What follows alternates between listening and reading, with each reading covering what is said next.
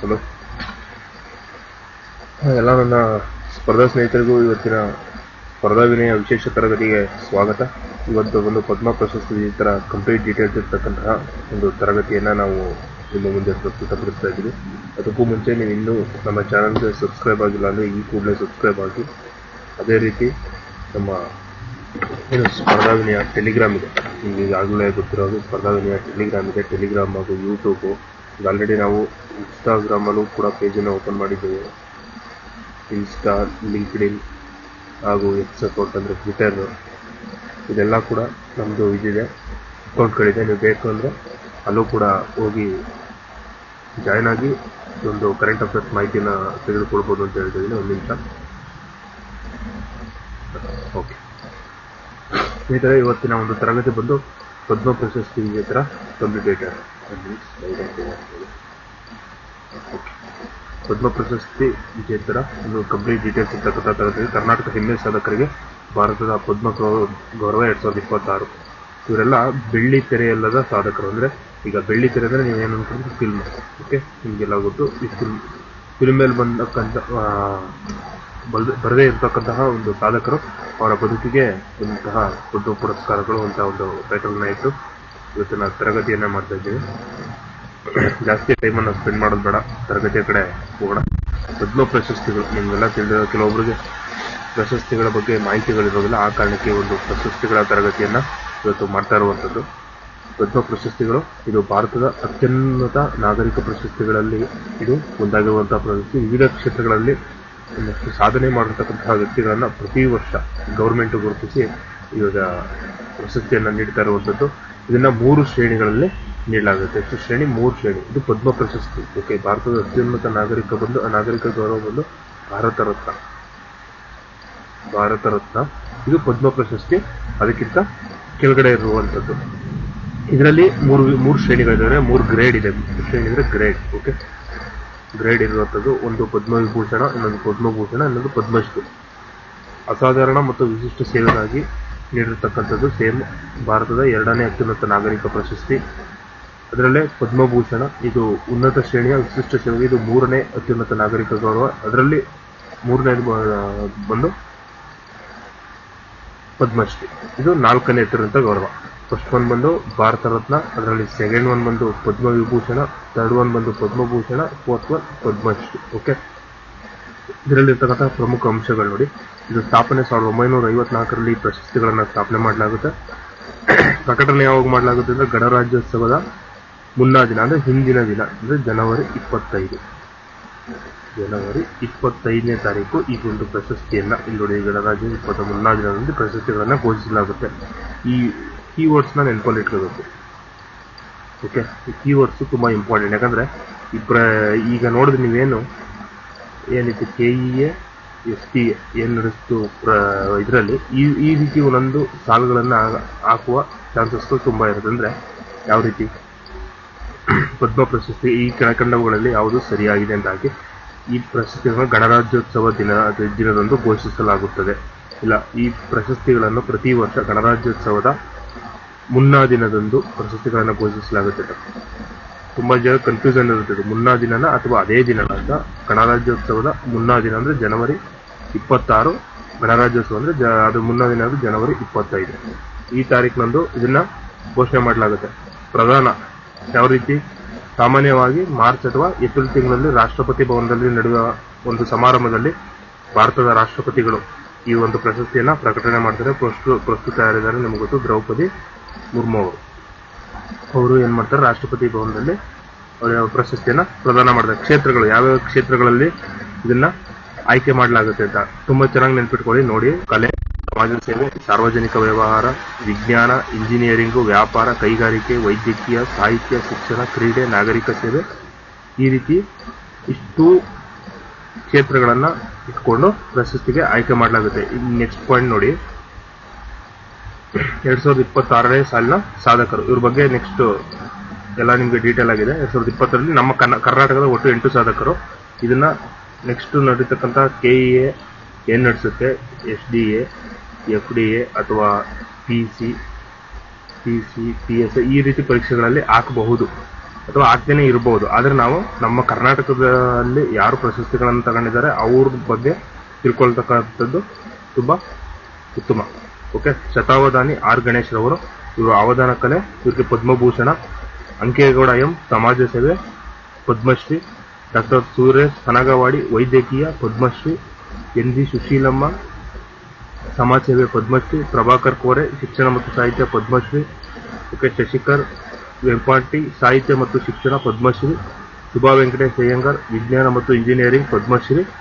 T T Jagannathan, ಮರಣೋತ್ತರವಾಗಿ ಇವರಿಗೆ ನೀಡಿರುವಂಥದ್ದು ವ್ಯಾಪಾರ ಮತ್ತು ಕೈಗಾರಿಕೆ ಪದ್ಮಶ್ರೀ. ನೋಡಿ, ಇಲ್ಲಿ ನೀವು ಗಮನಿಸಬೇಕಾಗಿರ್ತಕ್ಕಂಥದ್ದು ನಮ್ಮ ಕರ್ನಾಟಕಕ್ಕೆ ಬಂದಿರತಕ್ಕಂಥದ್ದು ಪದ್ಮಭೂಷಣ.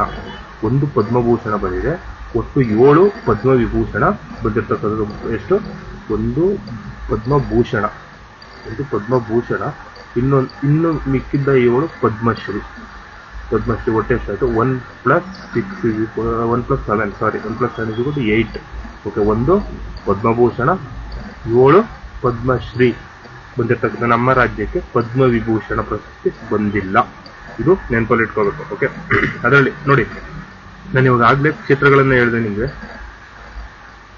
ಇಲ್ಲಿ ವಿಜ್ಞಾನ, ಇಂಜಿನಿಯರಿಂಗ್ ಅಂತ ಹೇಳಿ ರಬ್ ಮಾಡ್ತೀನಿ.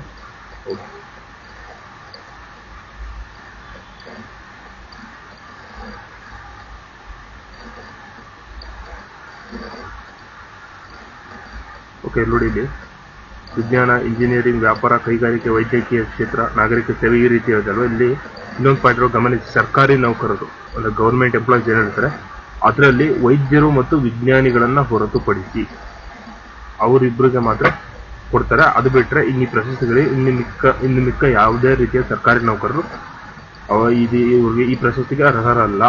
ಯಾರನ್ನ ಹೊರತುಪಡಿಸಿ? ವೈದ್ಯರು ಮತ್ತು ವಿಜ್ಞಾನಿಗಳನ್ನ ಹೊರತುಪಡಿಸಿ. ಇವನ್ನ ನಾವು ಚೆನ್ನಾಗಿ ತಿಳ್ಕೊಬೇಕು. ಯಾಕಂದ್ರೆ ಸರ್ಕಾರಿ ನೌಕರರು ಅಂತ ಬಂದಾಗ ನಾವೇನ್ ಮಾಡ್ತೀವಿ, ಇಲ್ಲ ಅವ್ರಿಗೆ ಗೌರ್ಮೆಂಟ್ ಇಂದ ಪ್ರಶಸ್ತಿಗಳನ್ನ ಮಾಡ್ತಾರೆ ಅಂತ ನಾವು ಅನ್ಕೊಂಡಿರ್ತೀವಿ. ಆದರೆ ಈ ಪದ್ಮಭೂಷಣ, ಪದ್ಮವಿಭೂಷಣ, ಪದ್ಮಶ್ರೀ ಪ್ರಶಸ್ತಿಗಳನ್ನ ಗೌರ್ಮೆಂಟ್ ಎಂಪ್ಲಾಯೀಸ್ಗೆ ನೀಡುವುದಿಲ್ಲ. ಅದರಲ್ಲಿ ಎಕ್ಸೆಪ್ಷನ್ ಇದೆ. ಯಾರ್ಯಾರಿಗೆ ಎಕ್ಸೆಪ್ಷನ್ ಇರುವಂತದ್ದು? ಒಂದು ನಿಮಿಷ, ಎಕ್ಸೆಪ್ಷನ್ ಯಾರಿಗಿದೆ? ಒಂದು ವೈದ್ಯರುಗಳು, ಡಾಕ್ಟರ್ಸ್ ಮತ್ತೆ ವಿಜ್ಞಾನ ಸೈಂಟಿಸ್ಟ್ ಇವರಿಬ್ರಿಗೆ ನೀಡ್ತಾರೆ. ಇವರಿಬ್ರನ್ನ ಹೊರತುಪಡಿಸಿ ಮಿಕ್ಕ ಯಾರು ಈ ಪ್ರಶಸ್ತಿಗಳಿಗೆ ಅರ್ಹರಲ್ಲ. ಓಕೆನಾ? ಈ ಪ್ರಶಸ್ತಿಯು ಕೇವಲ ಗೌರವವಾಗಿದ್ದು ಇದು ಯಾವುದೇ ನಗದು ಬಹುಮಾನವನ್ನು ಒಳಗೊಂಡಿರುವುದಿಲ್ಲ. ಇದು ತುಂಬಾ ಇಂಪಾರ್ಟೆಂಟು. ಈ ರೀತಿಯಾದಂತಹ ಒಂದಷ್ಟು ಪಾಯಿಂಟ್ಸ್ಗಳು ನಮ್ಮ KE ಅವ್ರಿಗೆ ತುಂಬಾ ಇಷ್ಟ. ಓಕೆ, ಈಗ ನೀವು SDA ಪೇಪರ್ನ ನೋಡಿ ತುಂಬಾ ಸ್ಟೇಟ್ಮೆಂಟ್ಗಳಿದಾವೆ, ಕೇಳಿರ್ತಕ್ಕಂಥದ್ರಲ್ಲಿ. ಅದರಿಂದ ಈ ತರ ತುಂಬಾ ಇಷ್ಟ ಅವ್ರಿಗೆ. ಅದರಿಂದ ಈ ಒಂದು ಇದನ್ನ ನೋಡ್ಕೊಳ್ಳಿ. ಇವತ್ತೆಷ್ಟು ಡೇಟ್? ಇವತ್ತು ಜನವರಿ 30 ಇವತ್ತು ಅಲ್ವಾ? ಜನವರಿ 30ರಿಂದ ಫೆಬ್ರವರಿ 29 ಇಲ್ಲಿವರೆಗೆ ನಿಮಗೆ ಎಷ್ಟು ನಾವು ತರಗತಿಗಳನ್ನ ಮಾಡ್ತೀವಿ ಅಷ್ಟನ್ನು ಒಂದು ಸ್ಪೆಷಲ್ ಕ್ಲಾಸ್ ಅಂತ ಹೇಳಿ ನಾವು ಇದು ಮಾಡ್ತೀವಿ. ಸ್ಪೆಷಲ್ ಕ್ಲಾಸ್ ಅಂತ ಹೇಳಿ ಕನ್ಸಿಡರ್ ಮಾಡಿ ಅದರದೊಂದು PDF ಅನ್ನು ರೆಡಿ ಮಾಡ್ತೀವಿ. PDF ನೋಟ್ಸ್ ಅನ್ನ ರೆಡಿ ಮಾಡ್ತೀವಿ. ಈ PDF ನೋಟ್ಸ್ ಅನ್ನ ನಾವು ನಮ್ಮ ಟೆಲಿಗ್ರಾಮ್ ಅಲ್ಲಿ ಅಪ್ಡೇಟ್ ಮಾಡ್ತೀವಿ. ಓಕೆ, ನಮ್ಮ ಟೆಲಿಗ್ರಾಮ್ ಅಲ್ಲಿ ಅಪ್ಡೇಟ್ ಮಾಡಿದ್ರೆ ನೀವು ಬೇಕಂದ್ರೆ ಡೌನ್ಲೋಡ್ ಮಾಡ್ಕೋಬಹುದು. ಇದು ಎಲ್ಲಾ ರೀತಿ ಇದು 360 ಡಿಗ್ರಿ ಆಂಗಲ್ ಅಲ್ಲಿ, ಇದು 360 ಡಿಗ್ರಿ ಆಂಗಲ್. ಓಕೆ, ನಿಮಗೆ ಕೇವಲ ಪದ್ಮ ಪ್ರಶಸ್ತಿಗಳ ಬಗ್ಗೆ ಮಾತ್ರ ಹೇಳೋದಲ್ಲ, 360 ಡಿಗ್ರಿ ಆಂಗಲ್ ಸ್ಟಡಿ ಮಾಡಿ ನಿಮಗೆ ಈ ಒಂದು ಸ್ಲೈಡ್ ಅನ್ನ ತಯಾರು ಮಾಡಿರ್ತಕ್ಕಂಥದ್ದು. ಈ ರೀತಿಯಾದಂತಹ ಪಾಯಿಂಟ್ಸ್ ನಿಮಗೆ ಕೆಲವೊಂದು ಕಡೆ ಸಿಗುತ್ತೆ, ಕೆಲವೊಂದು ಕಡೆ ಸಿಗಲ್ಲ. ನಾವು ಅದರ ಎಲ್ಲಾ ಪಾಯಿಂಟ್ಸ್ ಗಳನ್ನು ಇಲ್ಲಿ ಹಾಕಿರ್ತೀವಿ. ಓಕೆ, ಪದ್ಮ ಪ್ರಶಸ್ತಿ ಸಮಿತಿ ಅಧ್ಯಕ್ಷರು ಭಾರತದ ಉಪರಾಷ್ಟ್ರಪತಿಗಳು. ನೆನಪಿರಲಿ, ಈ ಪ್ರಶಸ್ತಿಯನ್ನ ಪ್ರದಾನ ಮಾಡೋರು ಯಾರು? ಪ್ರಶಸ್ತಿಯನ್ನ ಪ್ರದಾನ ಮಾಡೋರು ರಾಷ್ಟ್ರಪತಿಗಳು. ರಾಷ್ಟ್ರಪತಿಗಳು. ನೋಡಿ, ಇಲ್ಲಿ ಭಾರತದ ರಾಷ್ಟ್ರಪತಿಗಳು ಈ ಪ್ರಶಸ್ತಿಯನ್ನ ಪ್ರದಾನ ಮಾಡಿದ್ರೆ. ಆದರೆ ಈ ಪ್ರಶಸ್ತಿಯನ್ನ ಆಯ್ಕೆ ಮಾಡ್ಲಿಕ್ಕೆ ಯಾರು ನಮ್ಗೆ ಇದಾಗಿರ್ತಾರೆ? ಸಮಿತಿ ಅಧ್ಯಕ್ಷರಾಗಿರ್ತಾರೆ ಭಾರತದ ರಾಷ್ಟ್ರಪತಿಗಳು. ಈ ಪದ್ಮ ಪ್ರಶಸ್ತಿ ಸಮಿತಿಯ ಅಧ್ಯಕ್ಷರು ಭಾರತದ ರಾಷ್ಟ್ರಪತಿ, vice president of our India. Vice president ನೋಡಿ, ಭಾರತದ ಉಪರಾಷ್ಟ್ರಪತಿಗಳು ರಾಜ್ಯಸಭಾ ಏನಾಗಿರ್ತಾರೆ? ರಾಜ್ಯಸಭೆ ಚೇರ್ಮನ್ ಆಗಿರ್ತಾರೆ. ನೋಡಿ, ಸ್ಪೀಕರ್ ಅಲ್ಲ, not A speaker, not A speaker. He was A chairperson of Rajya Sabha. Okay, ಇದು ಸ್ಪೀಕರ್ ಮತ್ತೆ ಚೇರ್ಪರ್ಸನ್ಗೂ ತುಂಬಾ ವ್ಯತ್ಯಾಸ ಇದೆ. ನಿಮ್ಗೆ ರಾಜ್ಯಸಭೆ ಸ್ಪೀಕರ್ ಅಂತ ಹೇಳಿ ಕೇಳ್ತಾನೆ, ಇನ್ನೊಂದು ಕಡೆ ಚೇರ್ಮನ್ ಅಂತ ಹೇಳಿ ಕೇಳ್ತಾರೆ. ಚೇರ್ಮನ್, ರಾಜ್ಯಸಭೆಯ ಚೇರ್ಮನ್. ಕನ್ನಡದಲ್ಲಾದ್ರೆ ಪದನಿಮಿತ್ತ ಅಧ್ಯಕ್ಷರು ಅಂತ ಕೇಳ್ತಾರೆ. ಪದನಿಮಿತ್ತ ಅಧ್ಯಕ್ಷರು, ರಾಜ್ಯಸಭೆ ಪದನಿಮಿತ್ತ ಅಧ್ಯಕ್ಷರು ಭಾರತದ ಉಪರಾಷ್ಟ್ರಪತಿ. ಪ್ರಶಸ್ತಿ ಶಿಫಾರಸುಗಳು ಪ್ರತಿ ವರ್ಷ ಮೇ 1ನೇ ತಾರೀಕಿಂದ ಸೆಪ್ಟೆಂಬರ್ 15ರ ನಡುವೆ ಸ್ವೀಕರಿಸಲಾಗುತ್ತದೆ. ಇದೇನು ನಿಮ್ಗೆ ಅಷ್ಟೊಂದೇನು ಇಂಪಾರ್ಟೆಂಟ್ ಅಲ್ಲ. ಈ ಪಾಯಿಂಟ್ ತುಂಬಾ ಇಂಪಾರ್ಟೆಂಟ್ ಇದೆ. ಭಾರತದ ಉಪರಾಷ್ಟ್ರಪತಿ ಪಾಯಿಂಟ್. ಒಬ್ಬ ವ್ಯಕ್ತಿಗೆ ಒಂದು ಶ್ರೇಣಿಯ ಪದ್ಮ ಪ್ರಶಸ್ತಿ ದೊರೆತ 5 ವರ್ಷಗಳ ನಂತರವಷ್ಟೇ ಉನ್ನತ ಶ್ರೇಣಿಯ ಪ್ರಶಸ್ತಿಗೆ ಪರಿಗಣಿಸಬಹುದು. ಇದು ಇಂಪಾರ್ಟೆಂಟ್. ನೋಡಿ ಯಾವ ತರ ಅಂತ ಇವಾಗ ಹೇಳ್ತೀನಿ. ಫಾರ್ ಎಕ್ಸಾಂಪಲ್, ಈಗ ಪದ್ಮಶ್ರೀ ಟಿ ಜಗನ್ನಾಥನ್ ಅವರಿಗೆ ಮರಣೋತ್ತರ ಪದ್ಮಶ್ರೀ ನೀಡಲಾಗಿದೆ. ಓಕೆ, ಪದ್ಮಶ್ರೀ ನೀಡಲಾಗಿದೆ ಅವ್ರಿಗೆ. ಈಗ ಇವ್ರಿಗೆ ನೆಕ್ಸ್ಟ್ ಇವರು ಮಾಡಿರ್ತಕ್ಕಂಥ ಅಗಾಧವಾದ ಸೇವೆಯನ್ನ ಗುರುತಿಸಿ ಇವ್ರಿಗೆ ಮೇಲ್ದರ್ಜೆ ಪ್ರಶಸ್ತಿಯನ್ನ ಕೊಡಬೇಕು. ಇದ್ರ ಮೇಲ್ದರ್ಜೆ ಯಾವುದು? ಪದ್ಮಭೂಷಣ. ಇದ್ರ ಮೇಲ್ದರ್ಜೆ ಯಾವುದು? ಪದ್ಮಭೂಷಣ. ಇದ್ರ ಮೇಲ್ದರ್ಜೆ ಪದ್ಮಭೂಷಣ. ಈ ಪ್ರಶಸ್ತಿಗೆ ಶಿಫಾರಸು ಮಾಡಬೇಕು ಅಂದ್ರೆ ಈ ಪ್ರಶಸ್ತಿ ಎಷ್ಟು ಕೊಡಿದ್ರೆ 2026. ಈ ಪ್ರಶಸ್ತಿ ಮತ್ತೆ ಈ ಪ್ರಶಸ್ತಿ ಮಧ್ಯೆ ಸುಮಾರು 5 ವರ್ಷ ಗ್ಯಾಪ್ ಇರ್ಬೇಕಂದ್ರೆ ನಿಮ್ಗೆ ಯಾವಾಗ 2031 ಇಸ್ವಿಯಷ್ಟೊತ್ತಿಗೆ ಪದ್ಮಭೂಷಣ ಕೊಡ್ಬೋದು. ಅನಂತರ ಪದ್ಮವಿಭೂಷಣ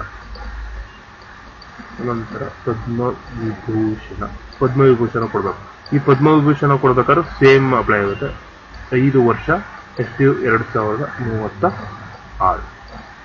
ಓಕೆ, ಈ ರೀತಿ 5 ವರ್ಷ ಅದನ್ನೇ ಕೊಟ್ಟರೆ ಒಬ್ಬ ವ್ಯಕ್ತಿಗೆ ಒಂದು ಶ್ರೇಣಿಯ ಪದ್ಮ ಪ್ರಶಸ್ತಿ ದೊರೆತ 5 ವರ್ಷಗಳ ನಂತರವಷ್ಟೇ ಉನ್ನತ ಶ್ರೇಣಿಯ ಪ್ರಶಸ್ತಿಗೆ ಪರಿಗಣಿಸಬಹುದು. 5 ವರ್ಷ ಅವ್ರಿಗೆ ಈ ಪ್ರಶಸ್ತಿಯನ್ನು ಕೊಡ್ಲಿಕ್ಕೆ ಬರಂಗಿಲ್ಲ. ಅದು ರೂಲ್ಸ್ ಇರುವಂತದ್ದು. ಪದ್ಮಶ್ರೀ ಕೊಟ್ಟಾದ್ಮೇಲೆ 5 ವರ್ಷ ಆದ್ಮೇಲೆ ಅಂದ್ರೆ ಸುಮಾರು 2026 ತಗೊಂಡಿದ್ದಾರೆ ಅವರು. 2031ಕ್ಕೆ ಅವ್ರಿಗೆ ಪದ್ಮಭೂಷಣ ಕೊಡ್ತಾರೆ. ಅದೇ ರೀತಿ ಇನ್ನ 5 ವರ್ಷ ಆಯ್ತು, ಅವಾಗ 2036ಕ್ಕೆ ಪದ್ಮವಿಭೂಷಣ ನೀಡುವಂಥದ್ದು. ಇದು ಇಂಪಾರ್ಟೆಂಟ್. ಓಕೆ, ನೆಕ್ಸ್ಟ್ ಈಗ ನಮ್ಮ ಕರ್ನಾಟಕದಲ್ಲಿ ಪಡೆದಿರ್ತಕ್ಕಂಥ ಪದ್ಮಶ್ರೀಗಳ ಬಗ್ಗೆ ಒಂದಷ್ಟು ಮಾಹಿತಿಗಳನ್ನು ನೋಡೋಣ. ಯಾಕಂದ್ರೆ ಇದು ತುಂಬಾ ಇಂಪಾರ್ಟೆಂಟು.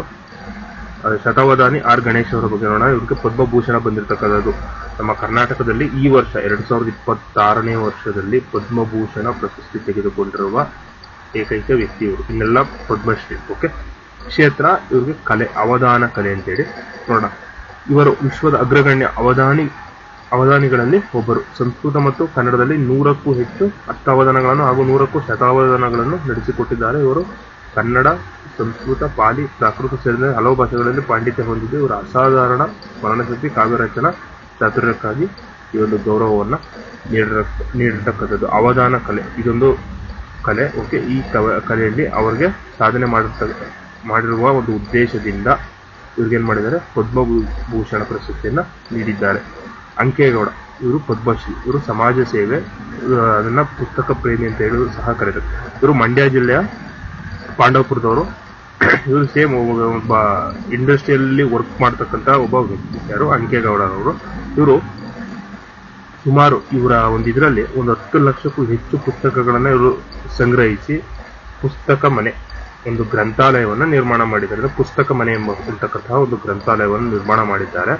ಒಂದು ಏನೀಗ ನಾವು ಪುಸ್ತಕಗಳನ್ನ ಏನಕ್ಕೆ ಸಂಗ್ರಹಿಸ್ತೀವಿ? ಜ್ಞಾನಕ್ಕೋಸ್ಕರ. ಆ ಜ್ಞಾನದ ಪ್ರಸಾರಕ್ಕಾಗಿ ತಮ್ಮ ಇಡೀ ಜೀವನವನ್ನ ಮೀಸಲಿಟ್ಟಿದ್ದಾರೆ ಇವರು. ಅದಕ್ಕೋಸ್ಕರ ಇವರನ್ನ ಸಮಾಜ ಸೇವೆ ಅಂತೇಳಿ ಅದಕ್ಕೆ ಒಂದು ಟೈಟ್ಲ್ ಅನ್ನ ಕೊಟ್ಟಿದ್ದಾರೆ. ಪುಸ್ತಕ ಪ್ರೇಮಿ ಅಂತಕ್ಕಂಥ ಒಂದು ಟೈಟ್ಲ್ ಅನ್ನ ಕೊಟ್ಟು ಇವ್ರನ್ನ ಗುರುತಿಸಿರುವಂತದ್ದು. ಅಂಕೇಗೌಡ ಎಂಬವರು ಪಾಂಡವಪುರದವರು. ಓಕೆ, ಸುರೇಶ್ ಅಗನವಾಡಿ ಇವರು ಸಹ ಪದ್ಮಶ್ರೀ. ಇವರ ಕ್ಷೇತ್ರ ವೈದ್ಯಕೀಯ. ಇವರು ದಾವಣಗೆರೆಯ ಜೆಜೆಎಂ ವೈದ್ಯಕೀಯ ಕಾಲೇಜಲ್ಲಿ ಪ್ರೊಫೆಸರ್ ಆಗಿರ್ತಕ್ಕಂಥವ್ರು. ಮುಖ್ಯವಾಗಿ ಇಮೋಫಿಲಿಯಾ ಅಂದ್ರೆ ರಕ್ತ ಹೆಪ್ಪುಗಟ್ಟದ ಕಾಯಿಲೆ ಇರ್ತಕ್ಕಂತಹ ಒಂದು ರೋಗ ಇದು ಹಿಮೋಫಿಲಿಯಾ. ಈ ಒಂದು ಕಾಯಿಲೆಗೆ ಹಲವಾರು ಜನ ತುತ್ತಾಗ್ತಾರೆ. ಈ ಒಂದು ತುತ್ತಾಗ್ತಕ್ಕಂತಹ ಸಂದರ್ಭದಲ್ಲಿ ಅವರಿಗಾಗಿ ಒಂದಷ್ಟು ಆಸ್ಪತ್ರೆಯನ್ನ ನಿರ್ಮಾಣ ಮಾಡಿ ಒಂದು ಸೊಸೈಟಿಯನ್ನ ನಿರ್ಮಾಣ ಮಾಡಿಕೊಂಡು ಆ ಸೊಸೈಟಿಗೆ ಏನ್ ಮಾಡಿದ್ದಾರೆ? ಆ ಸೊಸೈಟಿ ಮೂಲಕ ಅವರು ಉಚಿತವಾದ ಚಿಕಿತ್ಸೆಯನ್ನ ನೀಡ್ತಾ ಇದ್ದಾರೆ. ಹಾಗೂ ರೋಗಿಗಳಿಗೆ ಯಾವ ರೀತಿ ಇರಬೇಕಂತ ಒಂದು ಉಚಿತವಾದ ಮಾರ್ಗದರ್ಶನವನ್ನು ಸಹ ನೀಡ್ತಾ ಇದ್ದಾರೆ. ಆ ಒಂದು ಕಾರಣದಿಂದ ಈ ಸುರೇಶ್ ಅನಗವಾಡಿ ಅವರಿಗೂ ಸಹ ವೈದ್ಯಕೀಯ ಕ್ಷೇತ್ರದಲ್ಲಿ ಏನು ಸಿಕ್ಕಿದೆ? ಪದ್ಮಶ್ರೀ ಸಿಕ್ಕಿರುವಂಥದ್ದು. Next S G. ಸುಶೀಲಮ್ಮ ಪದ್ಮಶ್ರೀ.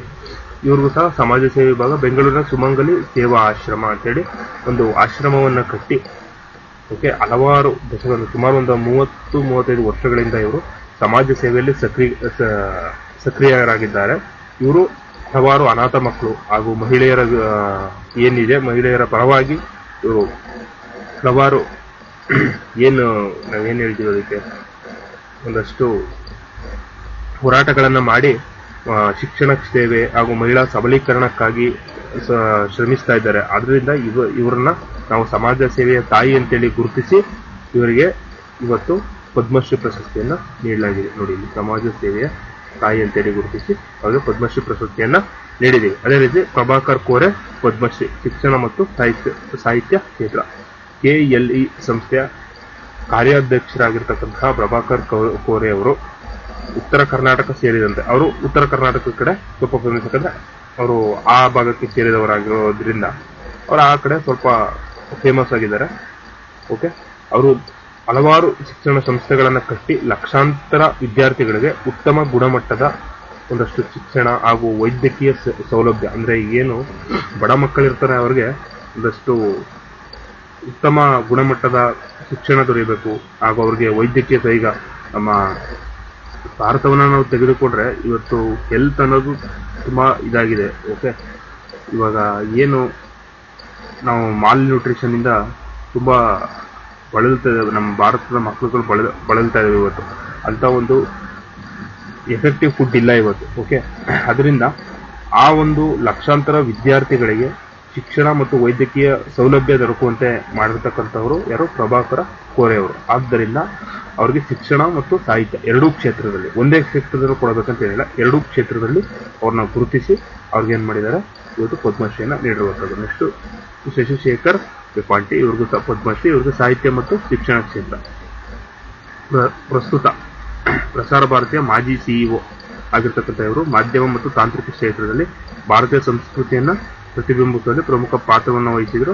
ಇವರ ಸಾಹಿತ್ಯಿಕ ಮೌಲ್ಯಗಳನ್ನ ತಂತ್ರಜ್ಞಾನದ ಮೂಲಕ ಜನರಿಗೆ ತಲುಪಿಸುವಲ್ಲಿ ಒಂದು ಯಶಸ್ವಿಯನ್ನ ಕಾಣಿದ್ರೆ. ಪ್ರಸಾರ ಅಂದ್ರೆ ನಿಮ್ಗೇನು ಮೀಡಿಯಾ, ನಾವೇನು ಮೀಡಿಯಾ ಅಂತ ಹೇಳಿ ಕರಿತೀವಿ, ಆ ಮೀಡಿಯಾದಲ್ಲಿ ಒಂದು ಭಾರತೀಯ ಇವರು ಮಾಜಿ ಸಿಇಒ ಆಗಿದ್ರು. ಆಗ ಒಂದಷ್ಟು ತಾಂತ್ರಿಕ ಕ್ಷೇತ್ರದಲ್ಲಿ, ನಿಮ್ಮ ತಾಂತ್ರಿಕ ಮೆಕ್ಯಾನಿಕಲ್ ಅಂತ ಹೇಳಿ ಕರಿತೀವಿ ಅಲ್ವಾ, ಆ ಒಂದು ಕ್ಷೇತ್ರದಲ್ಲಿ ನಮ್ಮ ಭಾರತೀಯ ಸಂಸ್ಕೃತಿ ಕಲ್ಚರ್ ಏನಿದೆ ಅದನ್ನ ಬೆಳೆಸಲಿಕ್ಕೆ ಬಹಳಷ್ಟು ಶ್ರಮವನ್ನು ವಹಿಸಿದ್ರು. ಅಂದ್ರೆ ತಂತ್ರಜ್ಞಾನದ ಮೂಲಕ ಜನರಿಗೆ ಎಷ್ಟು ತಲುಪಬೇಕು ಅಷ್ಟು ಕೂಡ ತಲುಪಲಿಕ್ಕೆ ಇವರು ಒಂದಷ್ಟು ಶ್ರಮವನ್ನು ಮಾಡಿದ್ರು. ಆ ಒಂದು ಕಾರಣದಿಂದ ಇವರಿಗೆ ಸಾಹಿತ್ಯ ಮತ್ತು ಶಿಕ್ಷಣ ಎರಡೂ ಕ್ಷೇತ್ರಗಳಲ್ಲಿ ಇದು ಪದ್ಮಶ್ರೀಯನ್ನ ನೀಡಿದ್ದಾರೆ. ನೆಕ್ಸ್ಟ್ ಶುಭಾ ವೆಂಕಟೇಶ್ ಅಯ್ಯಂಗಾರ್, ಇವರಿಗೆ ಪದ್ಮಶ್ರೀ ವಿಜ್ಞಾನ ಮತ್ತು ಇಂಜಿನಿಯರಿಂಗ್ ಕ್ಷೇತ್ರ. ಬಾಹ್ಯಾಕಾಶ ಮತ್ತು ರಕ್ಷಣಾ ಸಂಶೋಧನಾ ಕ್ಷೇತ್ರದಲ್ಲಿ ಇವರು ಮಹತ್ವದ ಸಂಶೋಧನೆಗಳನ್ನ ಮಾಡಿದ್ದಾರೆ. ವಿಜ್ಞಾನ ಕ್ಷೇತ್ರದಲ್ಲಿ ಮಹಿಳೆಯರ ಭಾಗವಹಿಸುವಿಕೆ ಇವರ ಪ್ರೇರಣೆಯಾಗಿದ್ದು ತಾಂತ್ರಿಕ ನಾವೀನ್ಯತೆಗಾಗಿ ಪ್ರಶಸ್ತಿ ನೀಡಲಾಗಿದೆ. ಬಾಹ್ಯಾಕಾಶ ಮತ್ತು ರಕ್ಷಣಾ ತಂತ್ರಜ್ಞಾನ ಕ್ಷೇತ್ರ ಅಂದ್ರೆ ನಿಮ್ಗೆ ಏನ್ ಗೊತ್ತು, ನಾವೇನು DRDO, ಇಸ್ರೋ ಇದೆಲ್ಲ ನಮ್ಗೆ ಏನು ಬಾಹ್ಯಾಕಾಶ ಮತ್ತು ರಕ್ಷಣಾ ತಂತ್ರಜ್ಞಾನ ಕ್ಷೇತ್ರದಲ್ಲಿ ಬರುತ್ತೆ. ಇಲ್ಲಿ ಅವರು ಹಲವಾರು ಸಂಶೋಧನೆಗಳನ್ನ ಮಾಡಿದ್ದಾರೆ. ಹಾಗೂ ವಿಜ್ಞಾನ ಕ್ಷೇತ್ರದಲ್ಲಿ ಮಹಿಳೆಯರ ಭಾಗವಹಿಸುವಿಕೆ ಜಾಸ್ತಿ ಆಗಬೇಕು, ಆ ಒಂದು ನಿಟ್ಟಿನಲ್ಲಿ ಇವರು ಕೆಲಸವನ್ನ ಮಾಡಿದ್ದಾರೆ. ಅಂದ್ರೆ ಇವತ್ತೇನು ನಾವು ಮಹಿಳೆಯರನ್ನ ಕೇವಲ ಒಂದು ಮನೆಗೆ ಸೀಮಿತ ಮಾಡ್ತೀವಿ, ಅದಕ್ಕೆ ಅವರು ಇದನ್ನ ಮಾಡ್ದೇನೆ ಇವರು ಎಲ್ಲಾ ಕ್ಷೇತ್ರದಲ್ಲೂ ಮಹಿಳೆಯರು ಭಾಗವಹಿಸ, ಅದರಲ್ಲೂ ಈ ವಿಜ್ಞಾನ ಕ್ಷೇತ್ರದಲ್ಲಿ ಮಹಿಳೆಯರು ಭಾಗವಹಿಸಬೇಕು ಅಂತಕ್ಕಂತಹ ಒಂದು ಮಹತ್ವಾಕಾಂಕ್ಷೆಯನ್ನು ಇಟ್ಕೊಂಡಿರ್ತಕ್ಕಂಥವ್ರು. ಆದ್ದರಿಂದ ಇವರಿಗೆ ವಿಜ್ಞಾನ ಮತ್ತು ಇಂಜಿನಿಯರಿಂಗ್ ಕ್ಷೇತ್ರದಲ್ಲಿ ಇವರಿಗೆ ಏನ್ ಮಾಡಿದ್ರೆ ಪದ್ಮಶ್ರೀಯನ್ನ ನೀಡಲಾಗಿದೆ.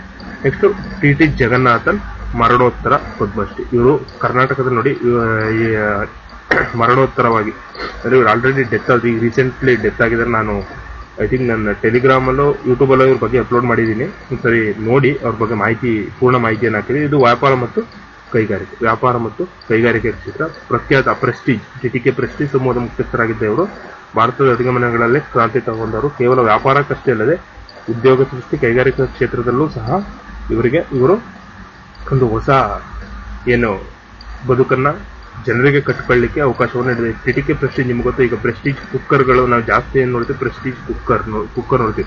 ಪ್ರೆಸ್ಟೀಜ್ ಕುಕ್ಕರ್ ಮಾತ್ರ ಬಂದಿಲ್ಲ, ಇವತ್ತು ಸ್ಟವ್ಗಳು ಬಂದಿದೆ, ಇಂಡಕ್ಷನ್ ಕುಕ್ಕರ್ಸ್ ಬಂದಿದೆ, ಹಲವಾರು ಇದು ಬಂದಿದೆ. ಇದರಿಂದ ಏನಾಗುತ್ತೆ, ಈಗ ಒಂದು ಇಂಡಸ್ಟ್ರಿಯನ್ನ ನಾವು ಬೆಳೆಸೋದ್ರಿಂದ ನಿಮ್ಗೆ ಗೊತ್ತೇ ಇದೆ, ಈಗ ಒಂದು ಇಂಡಸ್ಟ್ರಿಯನ್ನ ಕಟ್ತೀವಿ ಅಂದ್ರೆ ಆ ಇಂಡಸ್ಟ್ರಿಯನ್ನ ಕಟ್ಟಿದಾಗ ಹಲವಾರು ಜನಕ್ಕೆ ಏನ್ ಮಾಡುತ್ತೆ, ಉದ್ಯೋಗ ಸಿಗುತ್ತೆ. ಕರೆಕ್ಟ್ ಅಲ್ವಾ? ಉದ್ಯೋಗ ಸಿಗುತ್ತೆ. ಈ ರೀತಿ ಒಂದು ಸಂಸ್ಥೆಯನ್ನ ಕಟ್ಟಿ ಅದರಿಂದ ಕೇವಲ ವ್ಯಾಪಾರವನ್ನಷ್ಟೇ ಮಾಡದೆ ಒಂದಷ್ಟು ಜನರಿಗೆ ಉದ್ಯೋಗವನ್ನು ಸಹ ನೀಡೋದಿದೆಯಲ್ಲ, ಅದು ತುಂಬಾ ದೊಡ್ಡ ಮಟ್ಟದ ಒಂದು ಕ್ರಾಂತಿ ಅಲ್ವಾ. ಆದ್ದರಿಂದ ಇವರು ಕೇವಲ ವ್ಯಾಪಾರಕ್ಕಷ್ಟೇ ಇವರ ಜೀವನವನ್ನ ಮುಡಿಪಾಗಿಡ್ಲಿಲ್ಲ. ಉದ್ಯೋಗ ಜನರಿಗೆ, ಅಂದ್ರೆ ಈಗ ಭಾರತದಲ್ಲಿ ಭಾರತದಲ್ಲಂತಕಲ್ಲ, ಪ್ರೆಸೆಂಟ್ಲಿ ನಾವು ಏನು ಫೇಸ್ ಮಾಡ್ತಾ ಇದೀವಿ, ಒಂದು ಉದ್ಯೋಗ ಇಲ್ಲ ಯಾರಿಗೂ ಸಹ. ಇರ್ತಕ್ಕಂಥ 140 ಕೋಟಿ ಜನಸಂಖ್ಯೆಯಲ್ಲಿ ಎಲ್ರಿಗೂ ಉದ್ಯೋಗ ಕೊಡಬೇಕು ಅಂದ್ರೆ ಆಗೋದಿಲ್ಲ. ಆದ್ರಿಂದ ಪ್ರೈವೇಟ್ ಸಂಸ್ಥೆಗಳು ಸಹ ಕೆಲವೊಂದಷ್ಟು ಉದ್ಯೋಗಗಳನ್ನ ಸೃಷ್ಟಿ ಮಾಡಬೇಕು. ಅಂದ್ರೆ ಕೆಲವೊಬ್ಬರಿಗೆ ಸ್ಕಿಲ್ ಇರುತ್ತೆ, ಉದ್ಯೋಗ ಇರಲ್ಲ, ಜಾಬ್ ಇರಲ್ಲ. ಕೆಲವರಿಗೆ ಜಾಬ್ ಇರುತ್ತೆ, ಸ್ಕಿಲ್ ಇರಲ್ಲ. ಓಕೆ, ಎರಡೂ ಸಹ ಇಂಪಾರ್ಟೆಂಟ್ ಆಗುತ್ತೆ ಅಲ್ವಾ. ಅದರಿಂದ ಈ ಒಂದು ಕ್ಷೇತ್ರದಲ್ಲಿ ಅವರು ಏನ್ ಮಾಡಿದ್ರು, ಎಲ್ಲಾ ಒಂದಷ್ಟು ವ್ಯಾಪಾರವನ್ನಷ್ಟೇ ಮಾಡಿದ್ರು, ಉದ್ಯೋಗ ಸೃಷ್ಟಿ ಮಾಡಿದ್ರು. ಕೈಗಾರಿಕೆ ತೆರೆಯೋದ್ರಿಂದ 1,000 ಜನಕ್ಕೆ ಉದ್ಯೋಗ ಸಿಕ್ಕಿದ್ರೆ 1000 ಮನೆಗಳು ಏನಾದ್ರು ಬದುಕ್ತವೆ. ಈ ಒಂದು ಕ್ರಾಂತಿ ಮಾಡಿರ್ತಕ್ಕಂತಹ ಒಂದು ಉದ್ದೇಶದಿಂದ ಟಿ ಜಗನ್ನಾಥ್ ಅವರಿಗೆ ಮರಣೋತ್ತರವಾಗಿ ಪದ್ಮಶ್ರೀಯನ್ನ ನೀಡಲಾಗಿದೆ. ಸ್ನೇಹಿತರೆ, ಇದಿಷ್ಟು ಇವತ್ತಿನ ಮಾಹಿತಿ. ನೀವು ಇಲ್ಲಿ ಗಮನಿಸಬೇಕಾಗಿರೋದಂದ್ರೆ, ನಮ್ಮ ಭಾರತದಲ್ಲ, ಕರ್ನಾಟಕದಲ್ಲಿ ಪದ್ಮಭೂಷಣ ನೋಡಿ, ನಾನೊಂದು ಪಾಯಿಂಟ್ ಹೇಳ್ತೀನಿ, ನೋಟ್ ಮಾಡ್ಕೊಳಕ್ ಸಾಧ್ಯ ಆಗಿರ್ಬೋದು. ಪದ್ಮಭೂಷಣ ಎಷ್ಟು ಒಬ್ರು ಕೊಟ್ಟಿದ್ದಾರೆ, ಪದ್ಮಭೂಷಣ ಒಬ್ರಿಗೆ. ನೆಕ್ಸ್ಟ್ ಪದ್ಮಶ್ರೀ ಇನ್ನು 7 ಜನಕ್ಕೆ, ಎರಡು ಸೇರಿಸಿದ್ರೆ 8 ಪ್ರಶಸ್ತಿಗಳು ನಮ್ಮ ಕರ್ನಾಟಕಕ್ಕೆ ಇವತ್ತು ಬಂದಿರತಕ್ಕಂಥದ್ದು ಅಲ್ವಾ. ಇದರಲ್ಲಿ ನೋಡಿ, ಇನ್ನೊಂದು, ಈ ಪದ್ಮಶ್ರೀಯಲ್ಲಿ ಒಂದು ಮರಣೋತ್ತರವಾಗಿ ನೀಡಿರುವಂತದ್ದು ನೋಡಿ. ಒಂದು ಮರಣೋತ್ತರ ಪದ್ಮಶ್ರೀ, 7 ಪದ್ಮಶ್ರೀಗಳು, ಒಂದು ಪದ್ಮಭೂಷಣ. ಇದರಲ್ಲಿ ನಿಮ್ಗೆ ಅಷ್ಟು ಪಾಯಿಂಟ್ಗಳನ್ನ ಇವಾಗಲೇ ಹೇಳಿದ್ದೀನಿ. 2026ರಲ್ಲಿ ನಮ್ಮ ಕರ್ನಾಟಕದ ಒಟ್ಟು 8 ಸಾಧಕರಿಗೆ ಬಂದಿರತಕ್ಕಂಥದ್ದು. ಅದರಲ್ಲಿ ಒಂದು ಮರಣೋತ್ತರ, ಒಂದು ಪದ್ಮಭೂಷಣ, ಇನ್ನ 7 ಪದ್ಮಶ್ರೀ. ಅದೇ ರೀತಿ ಇಲ್ಲಿ ಇನ್ನೊಂದು ಪಾಯಿಂಟ್ ಹೇಳಿದೆ, ಸರ್ಕಾರಿ ನೌಕರರು, ವೈದ್ಯರು, ವಿಜ್ಞಾನಿಗಳನ್ನ ಹೊರತುಪಡಿಸಿ ಸರ್ಕಾರಿ ನೌಕರರು, ಇದರಲ್ಲಿ ವೈದ್ಯರು ಮತ್ತು ವಿಜ್ಞಾನಿಗಳು ಇವರಿಬ್ಬರು ಬಿಟ್ಟು ಇನ್ಯಾರು ಪ್ರಶಸ್ತಿ ಅಂತೇಳಿ. ನೆಕ್ಸ್ಟ್, ಈ ಪ್ರಶಸ್ತಿಯನ್ನು 1954ರಲ್ಲಿ ಸ್ಥಾಪನೆ, ಗಣರಾಜ್ಯೋತ್ಸವದ ಮುನ್ನಾ ದಿನದಂದು ಈ ಪ್ರಶಸ್ತಿಗಳನ್ನು ನೀಡಲಾಗಿ. ಸಾಮಾನ್ಯವಾಗಿ ಮಾರ್ಚ್ ಅಥವಾ ಏಪ್ರಿಲ್ ತಿಂಗಳಲ್ಲಿ ಪ್ರಶಸ್ತಿ ಪ್ರದಾನ ಮಾಡಲಾಗುತ್ತೆ. ರಾಷ್ಟ್ರಪತಿ ಭವನದಲ್ಲಿ ನೀಡತಕ್ಕಂತಹ ಒಂದು ಸಮಾರಂಭದಲ್ಲಿ ಭಾರತದ ರಾಷ್ಟ್ರಪತಿಗಳು ಈ ಒಂದು ಪ್ರಶಸ್ತಿಯನ್ನ ನೀಡ್ತಾರೆ ಅಲ್ವಾ. ನೆಕ್ಸ್ಟ್, ಈ ಪ್ರಶಸ್ತಿ ಸಮಿತಿ ಅಧ್ಯಕ್ಷರಾಗಿರ್ತಾರೆ ಉಪರಾಷ್ಟ್ರಪತಿಗಳು. ಈ ಪ್ರಶಸ್ತಿ ಸಮಿತಿಯ ಅಧ್ಯಕ್ಷರಾಗಿ ಉಪರಾಷ್ಟ್ರಪತಿಗಳು ಇರುವಂತದ್ದು. ಸ್ನೇಹಿತರೆ, ಇದಿಷ್ಟು ಇವತ್ತಿನ ತರಗತಿಯಲ್ಲಿ ನಾವು ನಮ್ಮ ಏನು ಕರ್ನಾಟಕಕ್ಕೆ ಬಂದಂತಹ ಪದ್ಮಶ್ರೀ ಪ್ರಶಸ್ತಿಗಳ ಬಗ್ಗೆ ನಾವು ಇವತ್ತಿನ ತರಗತಿಯನ್ನು ಸಂಪೂರ್ಣವಾಗಿ ನೋಡಿದ್ವಿ. ಅದೇ ರೀತಿ ನಿಮ್ಮ ಮುಂದೆ ಇನ್ನೊಂದು ಯಾವ್ದಾದ್ರು ಪ್ರಶಸ್ತಿಗಳನ್ನ ತೆಗೆದುಕೊಂಡು ನಾನು ನಿಮ್ಮ ಮುಂದೆ ಬರ್ತೀನಿ ಅಂತ ಹೇಳ್ತಾ, ಇವತ್ತಿನ ಟೈಟ್ಲು ಬಂದು ನಿಮ್ಗೆ ಆಲ್ರೆಡಿ ಗೊತ್ತಿರೋ ಹಾಗೆ ಪದ್ಮ ಪ್ರಶಸ್ತಿ ವಿಜೇತರ ಕಂಪ್ಲೀಟ್ ಡೀಟೇಲ್ಸ್ ಸ್ಪರ್ಧಾವಿನಯ ವಿಶೇಷ ಅಂತೇಳಿ ಈ ಒಂದು ಟೈಟ್ಲ್ ಇದೆ. ಇದನ್ನ ನಾನು ಯೂಟ್ಯೂಬ್ ಅಲ್ಲಿ ಅಪ್ಲೋಡ್ ಮಾಡ್ತೀನಿ. ಅದೇ ರೀತಿ ಈ ಒಂದು PDF ಅನ್ನ, ಈಗೇನು ನೀವು ನೋಡಿದ್ರಿ ಫುಲ್ PDF ಅನ್ನ ನಾನು ಇದು ಮಾಡಿ, ಈಗ ಇವತ್ತು ಐ ಥಿಂಕ್ ಡೇಟ್ January 30 ಅಲ್ವಾ, ಇವತ್ತು January 30, ನೆಕ್ಸ್ಟ್ February 29, 1 ಮಂತ್ ಆಗುತ್ತೆ. 1 ಮಂತ್ ನಿಮ್ಗೆ ನಾನೇನು ಕ್ಲಾಸ್ ಮಾಡಿರ್ತೀನಿ ಆ ಫುಲ್ PDF ಅನ್ನ ಒಂದು ನೋಟ್ಸ್ ಆಗಿ ಅದನ್ನ ಪರಿವರ್ತನೆ ಮಾಡಿ, ಆ ನೋಟ್ಸ್ ಅನ್ನ ನಾನು ಟೆಲಿಗ್ರಾಮ್ ಅಲ್ಲಿ ಅಪ್ಡೇಟ್ ಮಾಡ್ತೀನಿ. ಓಕೆ, ಇದು ಸ್ಪೆಷಲ್ ನೋಟ್ಸ್ ಅಂತ ಹೇಳಿ ನಾವು ಇದಕ್ಕೆ ಟೈಟ್ಲ್ ಕೊಟ್ಟಿರೋ ಬಂದು ಸ್ಪೆಷಲ್ ನೋಟ್ಸ್. ವೈ ಮೀನ್ಸ್, ಈಗ ನಿಮ್ಗೆ ಪದ್ಮ ಪ್ರಶಸ್ತಿಗಳ ಬಗ್ಗೆ ಇಲ್ಲಿ ಬಂದು 360 ಡಿಗ್ರಿ ಆಂಗಲ್ ಅಲ್ಲಿ ನಾವು ಸ್ಟಡಿ ಮಾಡಿದೀವಿ. ಇವತ್ತು 360 ಡಿಗ್ರಿ ಆಂಗಲ್ ಅಲ್ಲಿ ಸ್ಟಡಿ ಮಾಡಿದೀವಿ. ಓಕೆನಾ. ಈ ಸ್ಟಡಿ ಮಾಡಿರ್ತಕ್ಕಂತಹ ಇದರಿಂದನೇ ನಿಮ್ಗೆ ಪ್ರಶ್ನೆಗಳು ಬರುವಂತಹ ಸಾಧ್ಯತೆಗಳು ಹೆಚ್ಚು. ಆದ್ದರಿಂದ ಈಗ ನೀವೇನ್ ಮಾಡಿರ್ತೀರಾ ಅಂದ್ರೆ, ಒಂದು ನಿಮಿಷ ಇಲ್ಲಿ ನಿಮ್ಗೆ ಎಕ್ಸಾಂಪಲ್ ಹೇಳ್ತೀನಿ ನೋಡಿ. ನೀವು ಇಷ್ಟು ಜನರ ಹೆಸರನ್ನ ನೆನ್ಪಿಟ್ಕೊಂಡು ಹೋಗಿರ್ತೀರಾ. ಇಷ್ಟು ಜನರ ಹೆಸರನ್ನ ನೆನ್ಪಿಟ್ಕೊಂಡು ಹೋಗಿರ್ತೀರಾ. ಇಲ್ಲಿ ಪದ್ಮಭೂಷಣ ಯಾರಿಗೆ ಬಂದಿದೆ ಅಂತ ನೆನ್ಪಿಟ್ಕೊಂಡಿರಲ್ಲ, ಮರಣೋತ್ತರ ಯಾರೋ ಕೊಟ್ಟಿದ್ದಾರೆ ಅಂತ ನೆನ್ಪಿಟ್ಕೊಂಡಿರಲ್ಲ. ಓಕೆನಾ. ಇವೇ ನೀವು ಮಾಡೋ ಮೇನ್ ತಪ್ಪುಗಳೇ ಇದು. ಮತ್ತೆ ಇಲ್ಲಿ ಸರ್ಕಾರಿ ನೌಕರರು ಯಾರನ್ನ ಹೊರತುಪಡಿಸಿ ಈ ಪ್ರಶಸ್ತಿಗಳಿಗೆ ಅರ್ಹರಲ್ಲ ಅಂತ ಕೇಳಿರ್ತಾರೆ. ಪದ್ಮ ಪ್ರಶಸ್ತಿ ಸಮಿತಿಯ ಅಧ್ಯಕ್ಷರು ಯಾರು ಅಂತ ಕೇಳಿರ್ತಾರೆ. ಈ ಪ್ರಶಸ್ತಿಯ ಯಾರು ಕೊಡ್ತಾರೆ ಅಂತ ಕೇಳಿರ್ತಾರೆ. ನೀವು ಅದನ್ನ ಬಿಟ್ಟು ಇವ್ರ ಹೆಸರುಗಳೆಲ್ಲ ನೆನ್ಪಿಟ್ಕೊಂಡು ರಟ್ಟೊಡ್ಕೊಂಡು ಹೋಗಿರ್ತೀರಾ. ಬಟ್ ಇವ್ರನ್ನ ಕೇಳಬಹುದು, ಕೇಳಲ್ಲ ಅಂತಲ್ಲ. ಈಗ ಶತಾವಧಾನಿ ಆರ್ ಗಣೇಶ್ ರವರು ಅಂತ ನಾನು ಹಾಕಿರೋದಕ್ಕೆ ನಮ್ಗೆ ಶತಾವಧಾನಿ ಆರ್ ಗಣೇಶ್ ಗೊತ್ತಾಗುತ್ತೆ. ಆರ್ ಗಣೇಶ್ ರವರು ಈ ಕೆಳಕಂಡ ಯಾವ ಕಲೆಗಳಲ್ಲಿ ಪ್ರಸಿದ್ಧರಾಗಿದ್ದಾರೆ ಅಂತ ಕೇಳಬಹುದು. ಇಲ್ಲ, ಆರ್ ಗಣೇಶ್ ಅವರು ಶತಾವಧಾನಿ ಕಲೆಗಳಲ್ಲಿ ಪ್ರಸಿದ್ಧರಾಗಿದ್ದಾರೆ. ಅವರಿಗೆ ಈ ವರ್ಷ ಪದ್ಮಶ್ರೀ ಪ್ರಶಸ್ತಿಯನ್ನ ನೀಡಲಾಗಿದೆ. ಪದ್ಮಶ್ರೀ ಪ್ರಶಸ್ತಿಯನ್ನ ಭಾರತದ ರಾಷ್ಟ್ರಪತಿಗಳು ನೀಡಲಾಗಿದ್ದಾರೆ. ಈ ರೀತಿ 3 ಸ್ಟೇಟ್ಮೆಂಟ್ ಹಾಕಿ ಇದರಲ್ಲಿ ಸರಿ ತಪ್ಪು A and C right, A and B right, ಇಲ್ಲ ಎ ಬಿ ಅಂಡ್ ಸಿ ಮೂರೂ ಸರಿ, ಯಾವ್ದು ಈ ರೀತಿ ಕೇಳೋ ಚಾನ್ಸಸ್ ಇರುತ್ತೆ. ಈಗ ನೋಡಿ ಬೇಕಾದ್ರೆ SDA ಪೇಪರ್ ತೆಗೆದು ನೋಡಿ, ನಿಮ್ಗೆ ಕ್ವಶನ್ ಪ್ಯಾಟರ್ನ್ ಗಳು ಗೊತ್ತಾಗುತ್ತೆ. ನಿಮ್ಗೆ ಡೈರೆಕ್ಟ್ ಕ್ವಶನ್ ಗಳು ಹಾಕಿಲ್ಲ ಅವರು. ಡೈರೆಕ್ಟ್ ಕ್ವಶನ್ ಅವರು ಕ್ವಶನ್ ತೆಗೆದು ನಿಮ್ಗೆ ಸಬ್ಜೆಕ್ಟ್ ಒಳಗಡೆ ಇದ್ರು ಅದು ಡೈರೆಕ್ಟ್ ಕ್ವಶನ್ ಗಳಲ್ಲ. ಈ ರೀತಿಯ ಕ್ವಶನ್ ಟ್ವಿಸ್ಟ್ ಮಾಡಿ ಕೇಳೋದ್ರಿಂದ ನಾನು ನಿಮ್ಗೆ ಪದೇ ಪದೇ ಹೇಳ್ತಾ ಇರ್ತಕ್ಕಂಥದ್ದು, ಇದನ್ನೇನ್ ಮಾಡಿ ಈ ರೀತಿಯಾಗಿ 360 ಡಿಗ್ರಿ ಆಂಗಲ್ ಅಲ್ಲಿ ನಾವು ಇದನ್ನ ಸ್ಲೈಡ್ ನ ರೆಡಿ ಮಾಡಿ ಕೊಟ್ಟಿರುವಂತದ್ದು. ಆದ್ದರಿಂದ ಆದಷ್ಟು ಈ ಒಂದು PDF ಅನ್ನ ನಿಮ್ಮ ಹತ್ರ ಇಟ್ಕೊಂಡು ಇದನ್ನ ಸ್ಟಡಿ ಮಾಡ್ಲಿಕ್ಕೆ ಸಾಧ್ಯ ಆಗಿರ್ಬೇಕಂತ ಹೇಳಿದ್ರೆ ಇವತ್ತಿನ ತರಗತಿಯನ್ನ ಮುಗಿಸ್ತಾ ಇದ್ದೀನಿ. ಧನ್ಯವಾದಗಳು. ಶುಭ ದಿನ.